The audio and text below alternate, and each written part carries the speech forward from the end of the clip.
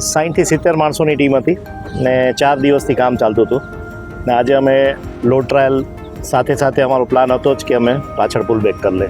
અત્યારે આપણે અડધી કલાક જ લઈ ગઈ. પહેલાં તો ગુજરાત ગવર્મેન્ટને thank you, marine emergency response center ઉપર ભરોસો કરવાનો. ગુજરાતને નહીં પણ ઇન્ડિયાને જ્યારે બી MERCની જરૂર પડશે ત્યારે અમે હંમેશા જ્યાં બી કોઈ ઇમરજન્સી હશે ત્યાં અમે સપોર્ટ કરવા જશું. ચેલેન્જ તો બે બાજુ આપને ખબર જ છે કે પાણી હતું, બ્રિજ વીક હતો.